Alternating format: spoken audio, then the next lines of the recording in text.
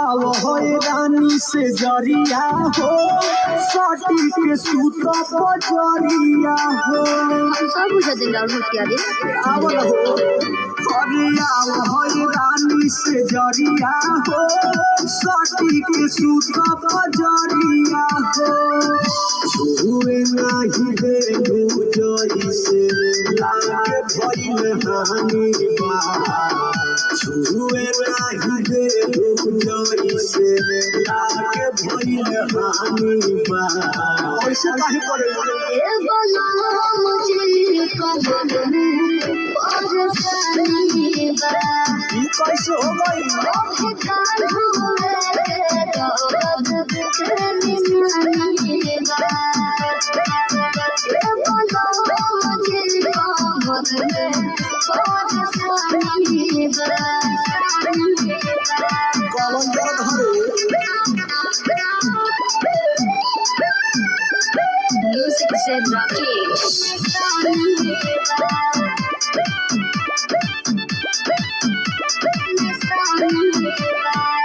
पिया जी बोझता नहीं हो कौना मुझ में बानी हो मुझे झलता नहीं हो मुझे तो सब सुना फरक है बा पिया जी बोझता नहीं हो कौना मुझ में बानी हो मुझे झलता नहीं हो सुनो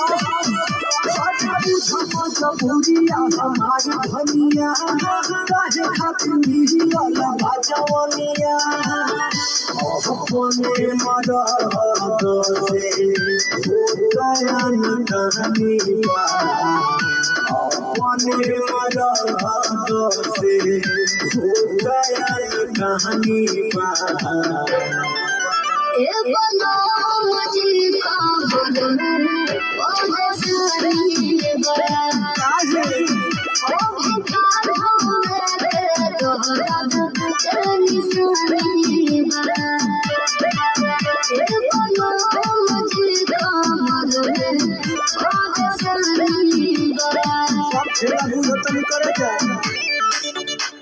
निशानी बा निशानी बा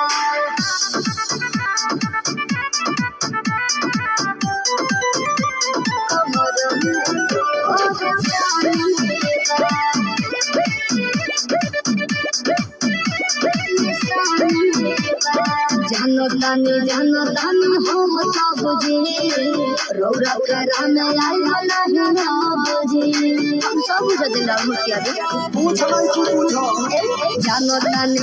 तानी हम सब जी रौरा करा में आइल नहीं ना बुझी सुनो हो जब मोहब्बत के साधना पूरी हो बोला कैसन बेटी को हरी तू अमी अब ही जाना दानी बा तुझे डरा के सके अब ही जाना दानी बा